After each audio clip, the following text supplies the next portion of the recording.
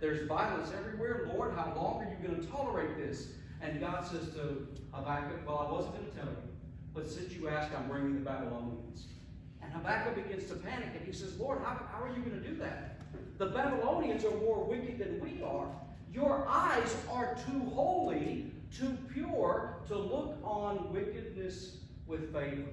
You see, Habakkuk knows the nature of God. Habakkuk knows God cannot tolerate or ignore or overlook any sin. That's what he's professing. And what Habakkuk has realized is what John stated in 1 John chapter 1 and verse 5, wherein John said, this is the message that we've heard from him and proclaimed to you, that God is light, and in him there is no darkness at all. When he says at all, that means at all. So there is no wound that your heart has received that is acceptable. There is no wound, no matter how small or trivial you may think, there is no wound which can go without a price. So the second thing we need to tell our hearts, I have the right to pay back. You hear that? This is important. I have the right to pay back. If you don't tell your heart that, you will be trampling your heart, because your heart knows that it has been hurt. And if you're telling your heart that it's not worth it, it's not valuable enough to you, you don't love it enough, that payback isn't required, then it doesn't matter. You're going to inflict another wound on your heart. Your heart needs to understand that you have the right to pay back. You have that right because the Creator of the universe has designed this world that way. Third and final thing that you must tell your heart, you are not able to pay back wrongs. This is hard for us to accept, because sometimes we believe that we are. We believe that we should. But the reality is that from the beginning of time, God has declared vengeance and payback to be a divine responsibility. And anytime we choose to take over something that God has declared to be His, there is going to be pain and hardships in our life. God understands the difficulty in trying to pay back. He gets that. That's why He has demanded that we leave it in His hands. Deuteronomy chapter 30 and verse 35, God says, vengeance is mine. I will repay. He has never granted that to anyone else. There are laws, there are governments that He sets up to carry out that vengeance. There are other things that He does. But ultimately, vengeance belongs to God.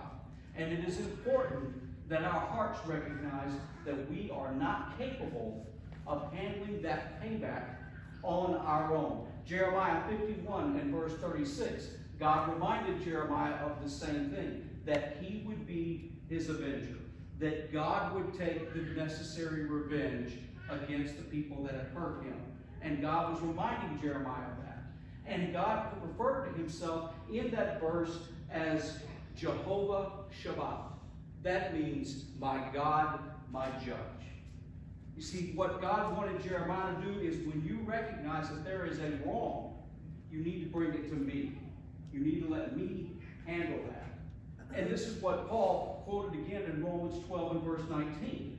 Again, the same thing. Vengeance belongs to God.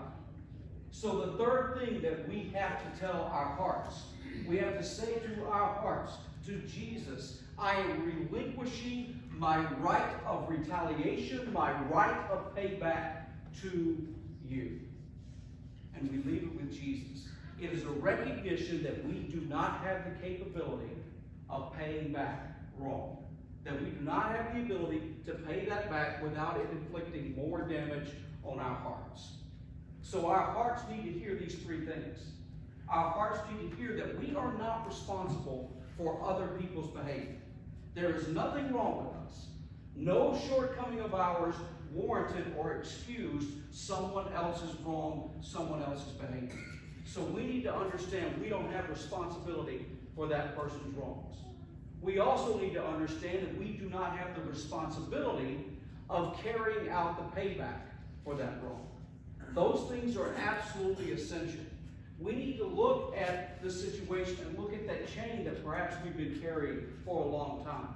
and acknowledge that we no longer have to carry the shame and the guilt of someone else's choice.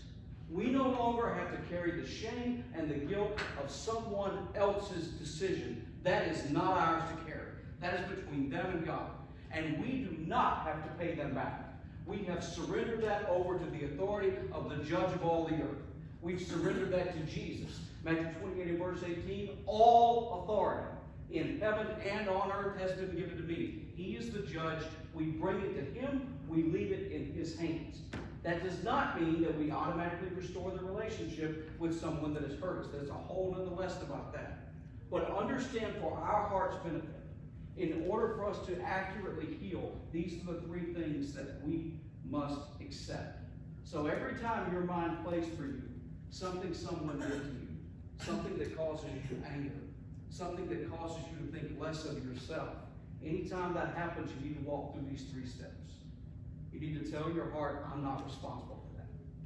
That person made a choice, a bad choice, and it is on them. And it's between them and God. Has nothing to do with me. Then the second thing, acknowledge, I have a right to pay back. There must be a price that has to be paid for this wound. And finally, Jesus, I'm giving it to you. I'm surrendering this responsibility so I don't have to carry this around anymore.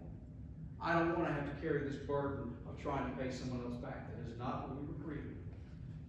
And if we will have the courage to take these steps, to acknowledge those things to our hearts, we can find that this is the way we will open the door for God to be able to heal our hearts.